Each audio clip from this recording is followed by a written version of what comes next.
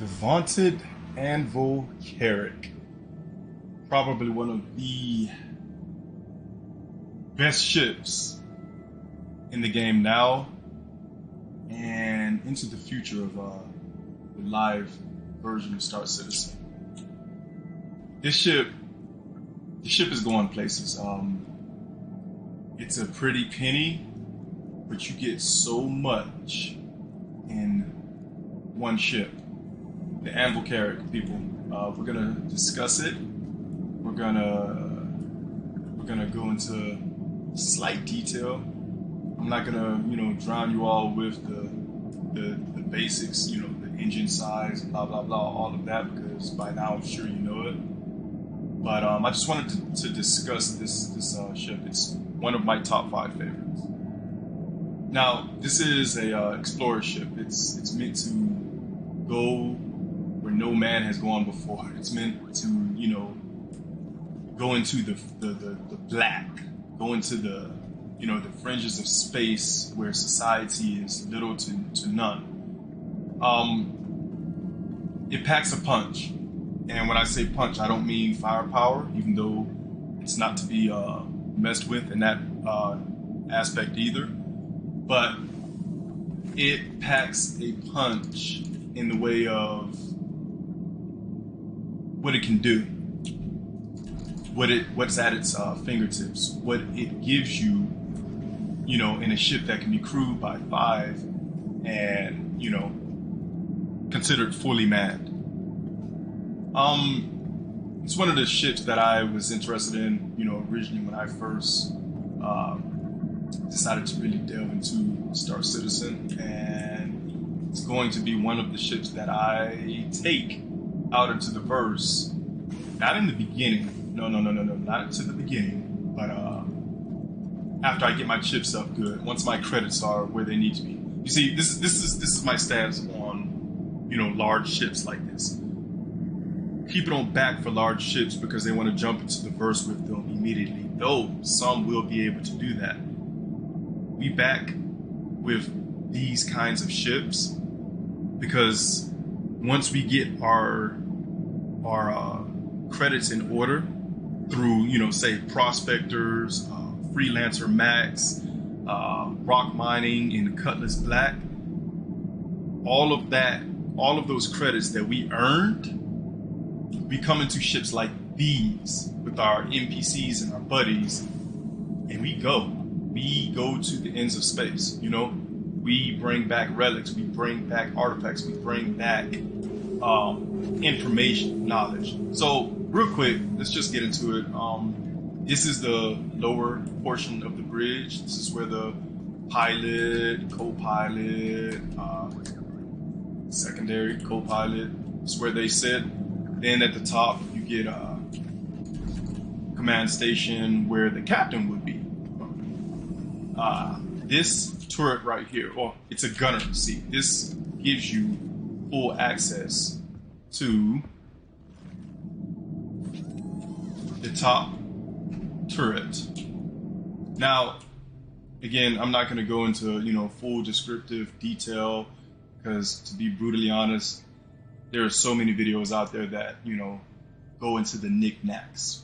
What I want to do is discuss ideas, discuss what you would do with this ship, and possibly just BS and come up with some random ideas. This is where the captain of the ship will come, where things are hitting the fan and he needs to take control of the ship.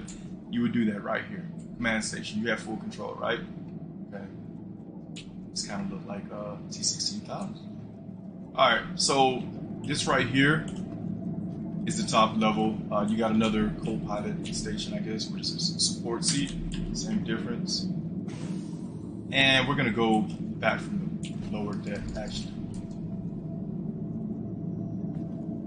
If I remember correctly, these are the same, server blades. These are the things that you would absolutely need if you were wanting to server blade those turrets to be possibly controlled from the pilot. Just a little knick-knack and idea. Also, I think they're very similar to the Mercury Star Runner has an entire floor plan laid out for.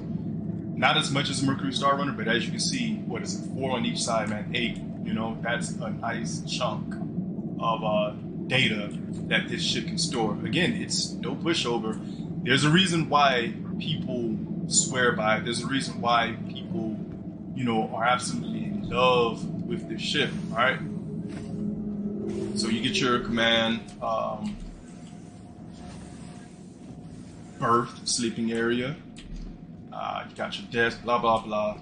All of the things that you're already aware of with the Carrack. It's really what I like about this ship. It's not too pretty like say in an origin ship, but it's that perfect balance of structure, discipline, and it's good on the eye. You know, anybody that's been in the military, especially the Navy, they know what I'm talking about. You know, it kind of gives that feel slightly. If maybe for the Space Force, 100 years in the future, 50 years in the future, like that.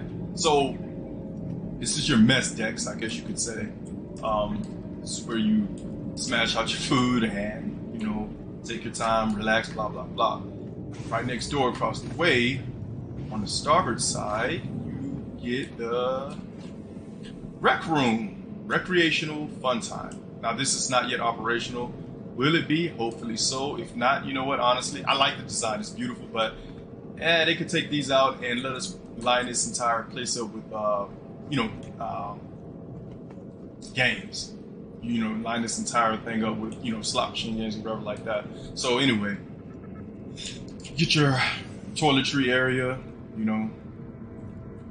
for the crew, and you get the crew sleeping berth or the berthing. It can crew 1, 2, 3, 4, 5 individuals. 4 crew, and I would honestly call this is what I call it anyway on mine. This is the doctor in charge. This is his bed, the head doctor, doc. That's where he sleeps at. The rest of the crew right here, engineers, turret, men, women, etc., etc. So anyway, we go a little further. In, and the med bay. This right here, when 3.15 drops, will be the bread and butter of many medical wards. Okay, you get 2 tier 3 beds right here, if I remember correctly. If I'm wrong, somebody please correct me in the comments, and I do apologize, but I believe these are tier 3 med beds, and you get a tier 2 med bed right here. Tier 2. If you aren't aware, tier 3 is, minor to moderate injuries. Tier 2 is for moderate to major injuries. Tier 1 for cataclysmic, you're on death's doorstep injuries. A lot of people think that, when the medical tier list hits, an all-time high and they take away spawning, this is going to make the Carrack absolutely useless when it comes to medical. Well, any medic or anybody else that plays with other people knows that that's an absolute crock of crap. That's BS. Just because it doesn't have, insta spawn does not make it, useless by any means. It does not make it useless. So you get your dock station. He comes in here, scans, checks the patient out. Your syringes, gloves, everything that you would find in a hospital, and you got a storage area on the other side. So you got a lot packed, man. It's cleaned up nice, man. And the funny thing, the Carrack has not even been through the gold pass yet, and it is absolutely beautiful. And I don't even like to use that word in a lot of my ships, but it is. It looks sharp. It looks clean. It looks, it looks great. All right. It just looks great. I love it. Decon station in between. Got a feeling that's going to be very important in some of the places we hit. You don't want any aliens able to get in and out. You want to try to keep them, at bay. So come around the corner. You have your, this takes you to the back. And real quick, something that some people might not have thought about, and I think about a lot, when the Carrack is used in 3.15 for medical rescue, this is probably going to be the best way to get your patients. I'm going to show you in a second. Get your patients on that bed in there. When you're doing mass casualty events, racing, derbies, etc. like that, you're going to want to get those guys help ASAP, right? So this is another thing that I really love about the Carrack. Look at all of this space. This right here is how you would get. Where are we going to take it to? Let's take it to the tech deck. This is how you would get your patients to that medical area. Right here. Get them in, fly them in, come out through the door, and you will leave them right here towards the med bay. Yes, the Carrack has a hangar bay as well, and it's also, it can fit a nice size. It can fit a pretty decent sized ship in here, snub nose in here, and a few smaller ships. You can actually even fit the Drake Buccaneer in here if you turn it at an angle and not have a size 5 on the top, because if you have that size 5 gun on the top, you're gonna have some issues. Trust me, I know. So you get your turret, which way it'll be facing people. I think this is the starboard. What did it say on that door? I'm pretty sure this is the starboard side turret. Now, what does this scream to you? You know exactly what it screams. It's awesome. It's awesome. It's amazing, man. And I can't get to it for some strange reason. I don't know why. Okay, there we go. This screams a turret from a galaxy far, far away. We'll just put it like that. And this is the port side turret. Look at that thing. 2 size 4s if you didn't know. 2 size 4s. Repeaters by the looks of it. This ship, man, just look at the design. And we're going to get to that cargo bay in a second. We're going to get to that. That's one portion of the conversation I really want to, dig deep on. It's a sight to behold, It's a sight to behold. If you're down in the dirt, you send out a frequency for help, that's what you want to see. That's what you want to see. You want to see this coming down, from the atmosphere and landing where you're at to rescue you. This is what you want to see, people. Okay, Anvil Carrack, the ship that outdid so many other ships, the ship that can do so many things that other ships can do. Right? All right. So the hot topic that I really wanted to touch on, because honestly, and everybody else has touched on everything with Carrack. There's so many other videos on there, so I wanted to kind of discuss something a bit different that I have not seen touched on.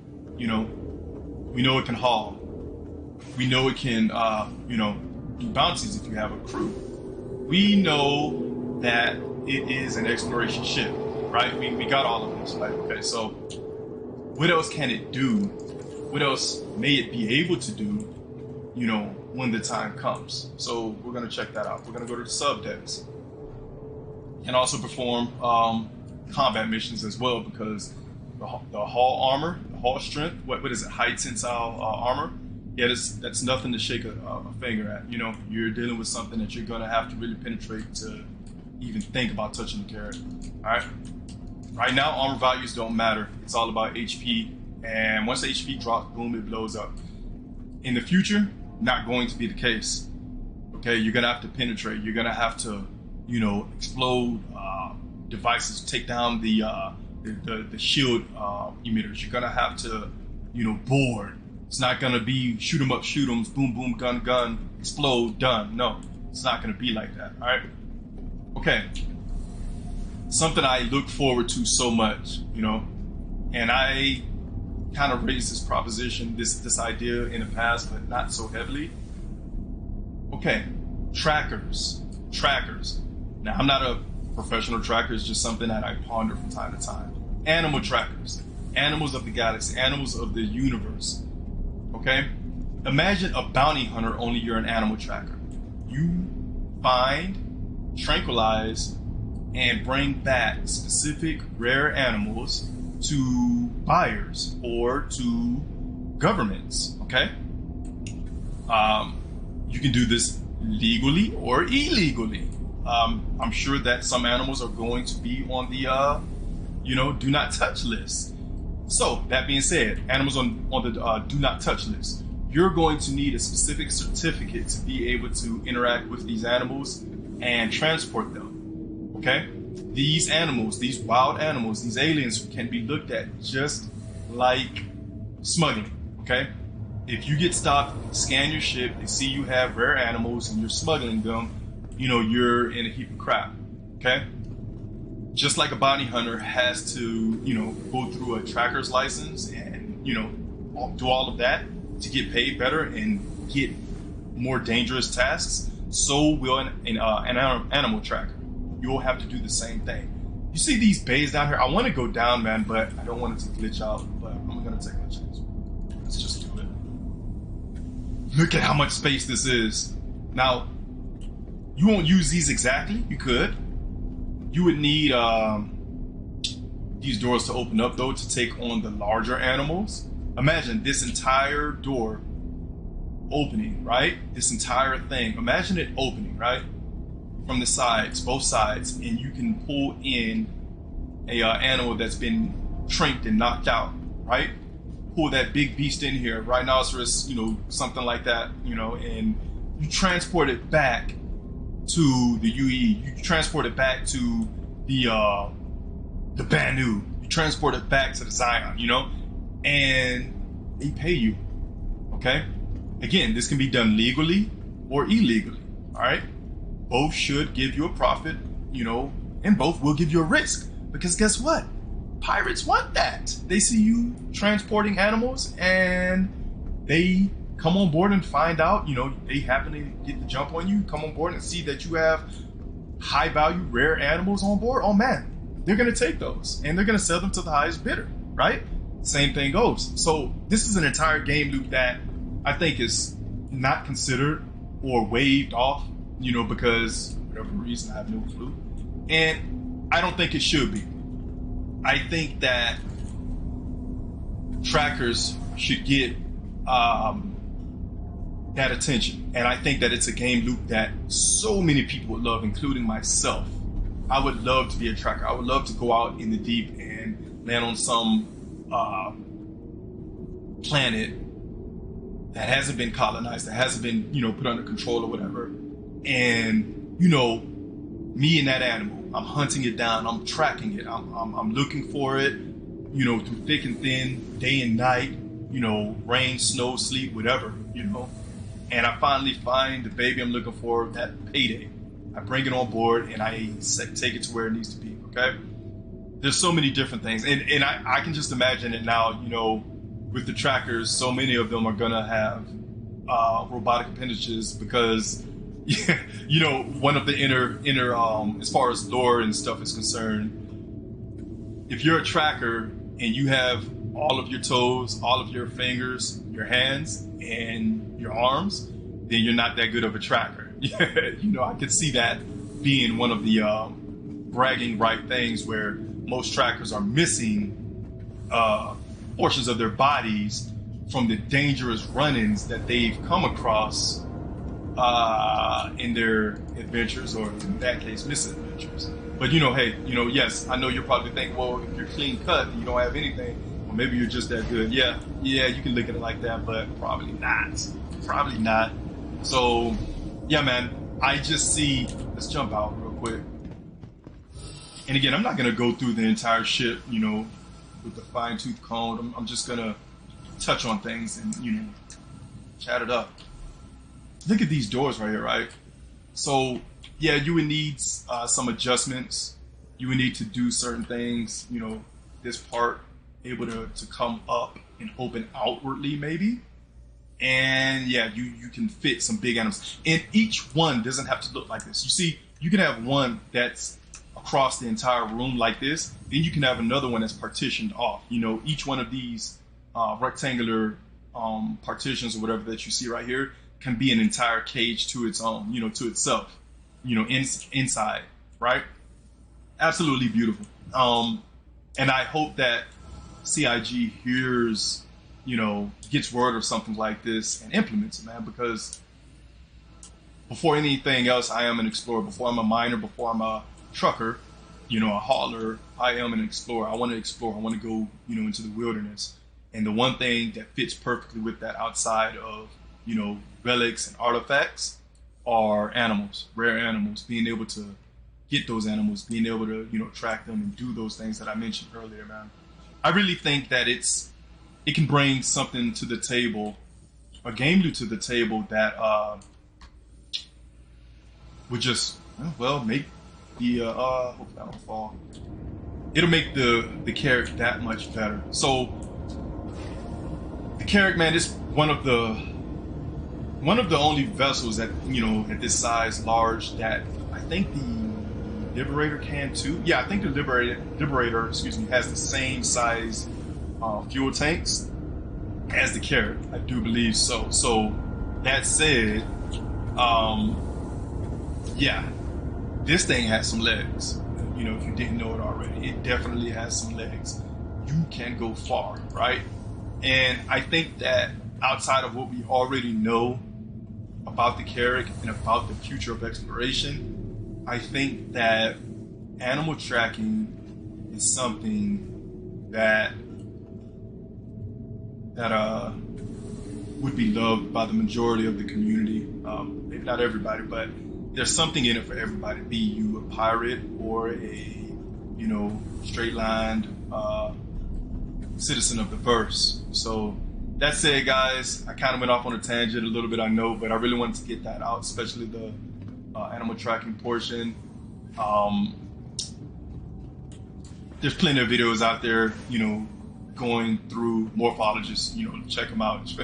The guy goes through the ship better than I can. So check him out if you want to, you know, a detailed description of every, you know, nook and cranny. The guy, A+, you know, A+.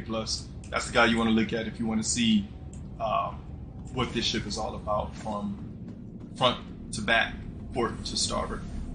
With that said, this has been Galactic Jack, and I will see you guys in the verse. Peace.